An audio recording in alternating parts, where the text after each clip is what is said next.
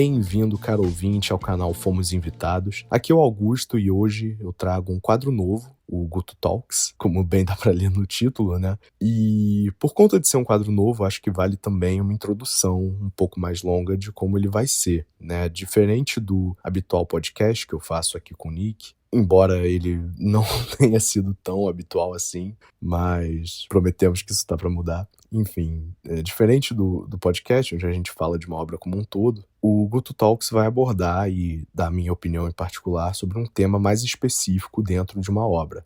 Geralmente com spoilers, tá? Então fica o aviso dado. Mas falar sobre um evento, um personagem ou uma opinião aí popular entre os fãs ou coisa do tipo, né? Acho que deu pra pegar a ideia. E seguindo nessa linha, o tema de hoje vai ser sobre o protagonista / vilão do mangá e anime Attack on Titan, né? O Eren Yeager, que é uma obra que eu adoro, embora seja um fã mais recente dela, bem mais recente do que a maioria eu sinto. E nela, o Eren ele mata 80% da humanidade e destrói quase toda a Terra. E alguns pontos eu sinto que são esquecidos quando o público, e em particular os fãs dele, vão defender as ações dele como vilão e como personagem também no geral, né? Então, a ideia aqui vai ser comentar sobre a maioria deles e desmentir algumas das defesas mais populares aí sobre as ações dele. Só que, antes de ir para os pontos, eu vou dar uma breve contextualizada, caso você esteja vendo isso só por curiosidade, ou para dar uma refrescada aí em alguns dos eventos de Attack on Titan, caso você não tenha consumido aí há algum tempo. Então, sem mais delongas, bora lá.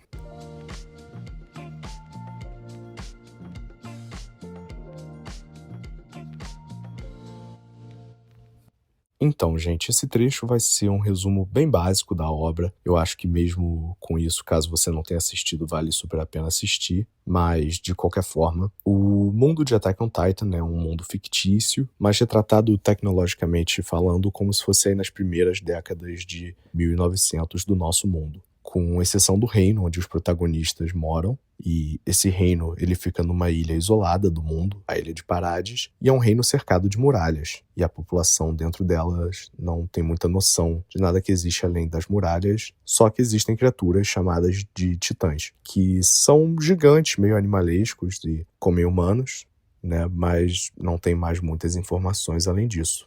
O Eren, que é nativo desse reino, odeia as muralhas, só que mais do que isso, ele odeia se sentir preso. Ele também odeia os titãs, naturalmente, né? E o maior sonho dele é ser livre. Eventualmente, o Eren e os amigos dele descobrem a verdade sobre o mundo fora das muralhas, que completamente decepciona ele. E pouco tempo depois disso, ele tem uma visão onde ele vê um genocídio em massa sendo feito. Mais sobre isso daqui a pouco.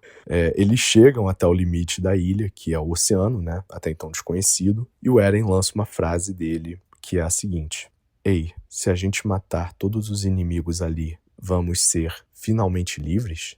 E tem bastante coisa pra desembrulhar aí, né? A muralha não era mais o que oprimia ele, o oceano também era uma mera separação entre ele e os opressores. Mas depois disso, eles cruzam o oceano e ele, o Eren, passa um tempo em Marley, que é aí a superpotência do mundo na época, e no mundo de Attack on Titan. Ele passa um tempo lá com o irmão dele, o Zeke, que tem um plano terrível também, só que de menor escala que o Eren, mas, enfim, o vídeo não é sobre o Zeke, é sobre o Eren, que, por sinal, chegando lá, começa a fazer de tudo pra conseguir o que ele quer, que é destruir a Terra toda usando o poder do Titã Fundador, pra fazer com que vários titãs colossais andem pela Terra, no que é denominado de estrondo / rugido da Terra, dependendo aí da tradução que você for ver, ou rumbling, e que é o termo em inglês e que é mais fácil, por isso que eu vou usar pro resto aqui da gravação, né? Ele quer causar esse rumbling para que eles destruam tudo, os titãs. E se você é um defensor do Eren, eu consigo já até imaginar o que você tá pensando, né? Umas coisas do tipo,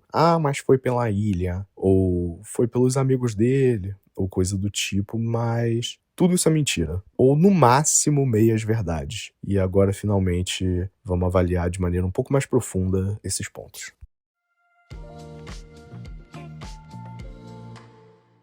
Eu queria abrir aqui com a noção mais comum que tem por aí de que o Eren não teve escolha. Isso é completamente mentira, porque, como ele próprio diz, é o que ele queria fazer. E eu vou puxar esse gancho para entrar um pouco no que foi falado no último episódio do anime, né, sobre o Eren ser um escravo da liberdade. Eu vejo que muita gente ouviu essa frase, que, aliás, só é falada no anime, e pensou, pô, uma afirmação contraditória, que profundo, e não pensou muito mais sobre. Mas esse conceito dele ser um escravo da liberdade não significa que ele não teve escolha além disso. Significa que essa foi a escolha dele, né? A escolha dele foi isso. Foi o Rumbling. Como ele próprio diz quando tá conversando com o Armin, no final, o Armin questiona se tudo foi feito pelo bem deles, e o Eren responde que não, né? Inclusive ele fala, não, eu queria deixar tudo no mesmo nível. Era isso que eu tava querendo ver. E o Armin pergunta por quê, e o Eren completa com, eu não sei direito por quê, eu só queria fazer isso, não importava o custo. Inclusive, o Eren diz que tenta ver outras possibilidades nos caminhos, mas sempre tinha o mesmo resultado. Mas isso ocorria porque é o que ele queria fazer. Uma comparação bem boba que eu vou dar aqui é de uma piada interna que eu tenho com o Nick sobre decidir onde a gente vai almoçar, né, nas oportunidades que a gente tem de fazer isso junto de maneira espontânea. A gente chama isso de maldição do Asa Rio. Eu vou explicar. A gente se encontra, fica em pé um tempinho listando as possibilidades que tem, e no final a gente sempre vai no Asa Rio. E muitas vezes a gente vai indo e ainda comenta, né? Tipo, não tem jeito, o Asa Rio ganhou de novo. Mas no fim das contas a gente decidiu ir lá. Ninguém obrigou a gente de nada. Mesmo a gente sabendo das outras possibilidades, a gente sempre vai lá porque é o que a gente queria fazer. E eu poderia entrar aqui na questão determinista, barra pré-determinista, barra fatalista, barra tal, mas eu acho que não é necessário quando se tem no próprio mangá e no anime, né, o Eren dizendo que, independentemente de tudo, ele queria ver o mundo pisoteado.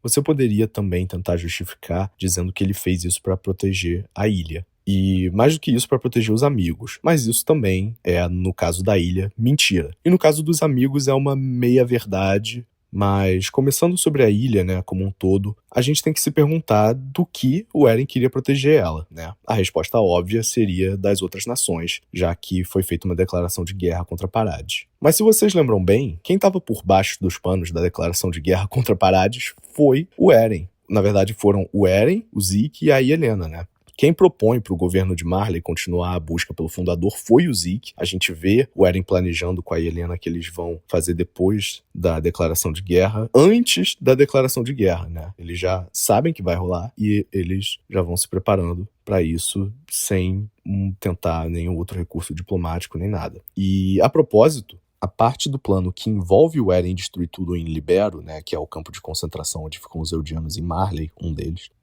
durante a declaração de guerra, foi justamente para solidificar a posição do mundo contra Parades. Inclusive, fica um pouco mais implícito no anime que durante a conversa do Willy Tybur, que é um dos cabeças lá de Marley, com o Magath, que é um dos militares também de Marley, fica implícito que o Tybur sabe que ele vai ser morto durante a declaração. E ele estava ok com isso para fazer acontecer.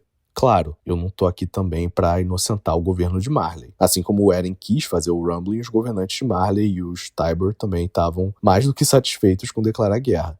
É parecido com a relação do General Shepard e do Makarov de Modern Warfare, né, de MW2, para quem tem essa referência. Mas é consenso que os Tybur e os líderes militares de Marley são os safados, enquanto que o Eren, eu vejo bastante gente defendendo, né? E, além do Eren ser uma peça importante no decreto oficial de guerra a Parades, ele cria uma insurgência fascista dentro da ilha e transforma alguns dos amigos dele, como o comandante Pixis, em Titã, que ele diz tanto odiar, né? Ele transforma em Titã e deixa a ilha lá quebrada, cheia de Titã dentro e com um governo fascista no poder. E ainda sobre a ilha, eu sei que alguém pode citar uma cena onde a gente vê um lado mais sentimental do Eren sobre a atrocidade que ele vai fazer, né? E a cena que eu tô falando é o período que ele tá em Marley e ele vê o Ramsey, que é a criança refugiada que tá pra ser espancada e ter a mão cortada por cometer furto. Que ele de fato cometeu, né? Mas que esse tipo de punição a gente sabe que nunca resolveria nada, né? Claro, roubar é errado, mas infelizmente até no mundo real a gente vê essa falta de entendimento sobre as questões de desigualdade e opressão. Para isso, eu recomendo vocês ouvirem o trecho de My Father's Gun do lado B, Elton John no Spotify do Fomos Invitados, para se aprofundar no tema, né? Mas, enfim, saindo dessa tangente, o Eren salva esse menino nessa instância, e quando os dois estão em segurança, o Eren começa a chorar, pedindo desculpas pro garoto, mas sem dar nenhum contexto. Ele só diz que é pela ilha e que ele sente muito. Mas aí que tá. O Eren cria essa narrativa pra se aliviar da culpa. Mas no final das contas ele tá se desculpando por algo que ele pode muito bem, não fazer, ou dois, mesmo que ele faça, ele não tem necessidade de pisotear esse garoto em específico. E esse é o ponto. Ele não ordena pisotear só o necessário. Ele ordena pisotear tudo.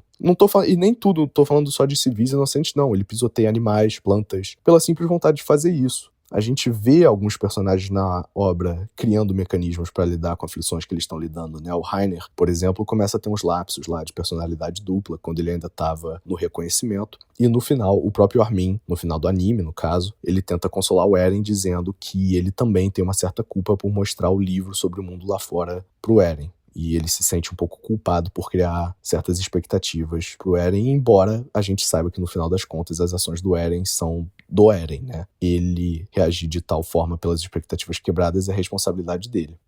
E agora que eu expliquei legal como ele na verdade não fez o que ele fez pelo bem da ilha, vamos falar mais especificamente dos amigos dele. Eu não vou ser desonesto aqui e dizer que ele não se importava com os amigos, mas todo o lance de que ele fez para que os amigos pudessem ser os heróis do mundo foi totalmente segundo plano. Totalmente segundo plano. Começando pelo fato de que ele mata a Range, né? Ah, não, ela morreu porque ela tava parando os titãs colossais, mas foi ela que foi pra lá para eles. É, a verdade. Mas não só quem botou os titãs colossais pra andar foi o Eren, ele tinha o poder de parar eles. Porque o Eren, ele consegue ver, ouvir e controlar tudo que os súditos de Ymir/titãs faziam. Dois exemplos seriam quando o Armin e os amigos estão no avião conversando sobre como eles vão parar o Eren. Ele tá ouvindo tudo e ele intercede na conversa, dizendo que ele não vai tirar a liberdade deles de tentar impedi-lo, mas que também vai continuar fazendo o que tá fazendo. Então ele tem ciência do que tá rolando fora do alcance de visão e audição dele. E outro exemplo, esse vai deixar ainda mais claro que ele tinha esse poder, né? Confirma isso, é quando ele controla do futuro a titã da Dina, também conhecida como a titã sorridente, que é a titã que come a mãe dele, né? Ele para ela, pra ela não comer o Bertholdt. Então, culpar a Range pela morte dela é o mesmo que culpar uma vítima de atropelamento quando o infrator viu a vítima e teve a oportunidade de frear, mas não quis, né? Ele poderia ter feito os titãs ali tropeçarem ou qualquer coisa idiota do tipo se ele realmente tivesse a intenção de que todos sobrevivessem, mas, de novo, ele não quis. O que me leva agora à própria afirmação do Eren na conversa com o Armin, que eu comentei há algum tempo atrás, onde ele diz, tanto no mangá quanto no anime, que ele não sabia se eles iam sobreviver. E também,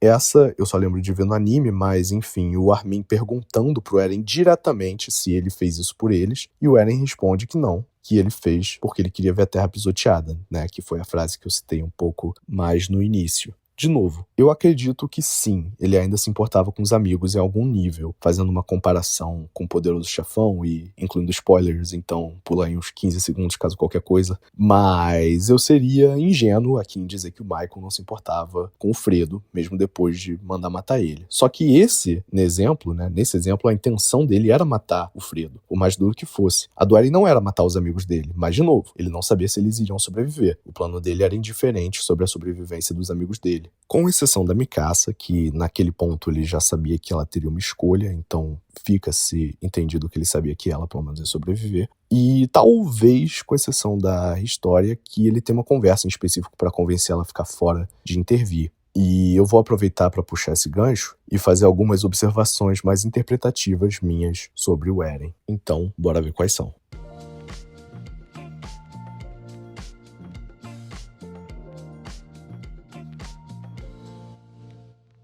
Antes de concluir o Guto Talks de hoje, eu queria expor algumas das minhas observações pessoais sobre o Eren, como eu falei no trecho anterior, né? E começando de onde a gente parou, nele eu queria falar um pouco da relação dele, do Eren, com a História. Na saga do Governo Real, né, ou arco do Governo Real, o Eren ele tem uma transformação de personagem muito crucial e que está diretamente vinculada com as atitudes da História. Nessa parte da trama é revelado pro Eren que o pai dele roubou o titã fundador da família real e o Eren fica devastado com isso. Ele considera que tudo foi um erro e ele pede pra História comer ele, ou ingerir ele, no caso pra quinta série aí de plantão. Mas de qualquer maneira, para que assim ela fique com o titã fundador e ela possa tomar uma atitude contra os titãs, já que ela, por ter sangue real, consegue usar o fundador sem restrição. Ou seja, o Eren estava pronto para desistir do sonho dele de liberdade e morrer em prol de algo ser feito contra os titãs, né? Mas ela se revolta na hora, devido às circunstâncias da ocasião ali, e lança a frase mais icônica que eu separei aqui para vocês, que é: exterminar os titãs? E quem é que faz um negócio desses, hein? Eu tô com ódio da humanidade. Deixem os titãs entrarem. Eu sou a maior inimiga da humanidade. Entenderam? Eu sou a pior garota que já viveu. Essa frase me deixa até um pouco triste com o pouco de tempo de tela que a história teve depois dessa saga, né? Desse arco. Mas, enfim. Mais pra frente, nesse mesmo arco, depois que o reconhecimento salva o Eren e a história, né? A gente vê algumas falas do Eren admirando a história, dizendo o quão incrível ela foi e tal. E só um side note aqui, existe um chip na fanbase de Attack on Titan entre os dois, e eu particularmente não sou o maior fã desse chip.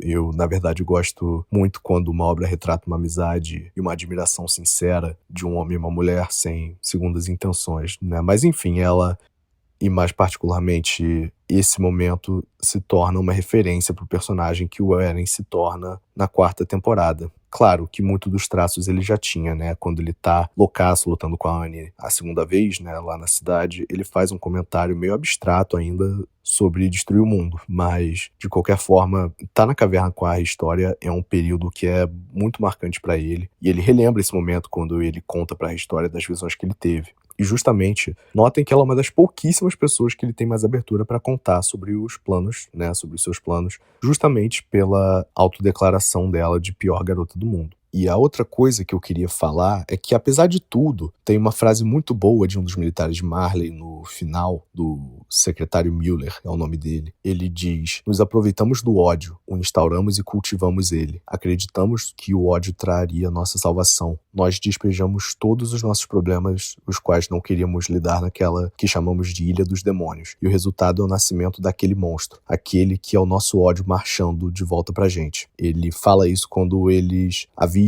o Eren e os Titãs Colossais chegando perto da base dele, né? Que é tipo aí uma das últimas bases no mundo que ainda estavam seguras. E é realmente isso, mano. É uma história de ódio cíclico e sem sentido. Punições geracionais, né, são raríssimas de terem algum efeito positivo. No caso de Attack on Titan, a gente vê isso muito bem retratado no arco de personagem da Gabi, né, em particular na conversa que ela tem com a Kaia. Explica muito bem por que isso é uma ideia idiota, né, tipo...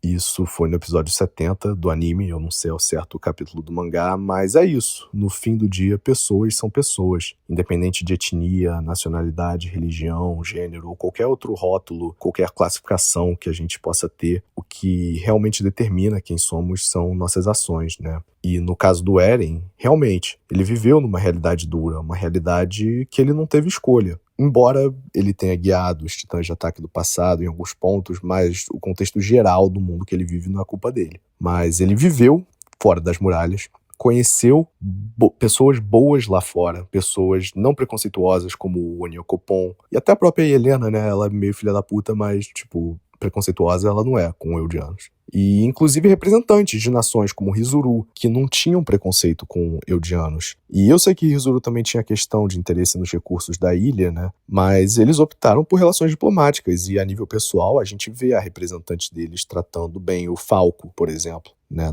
Na cena que ele tá servindo e deixa cair a bebida na roupa dela. Enfim, o Eren, mesmo depois de ter essa experiência, ele ainda escolhe destruir tudo. E disso sim, ele é o culpado. Ele entende isso quando ele conclui na conversa dele com Armin no anime, onde ele diz: por que tinha que acontecer isso? Finalmente entendi. É porque eu sou um idiota. Eu sou um idiota qualquer que conseguiu mais poder do que devia. E por isso esse é o único resultado possível. E com isso, eu não preciso mais acrescentar nada, né?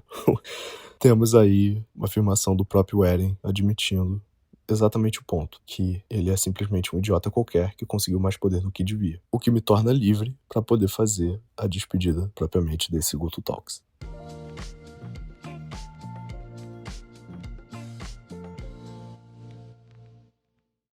Então é isso, galera. Se você acompanhou até aqui e tem qualquer opinião diferente ou qualquer ressalva a fazer adicional, pode comentar livremente aí embaixo. A ideia realmente é trazer uma opinião que seja um pouco mais polêmica ou não necessariamente polêmica, mas pelo menos divisória, e apresentar o meu ponto de vista, né, sobre alguma temática de uma obra que eu seja muito fã e proporcionar para você, ouvinte, aí uma nova ótica sobre o assunto, né, que talvez alguns pontos novos para refletir sobre. Mas é isso. Valeu, galera, e até a próxima.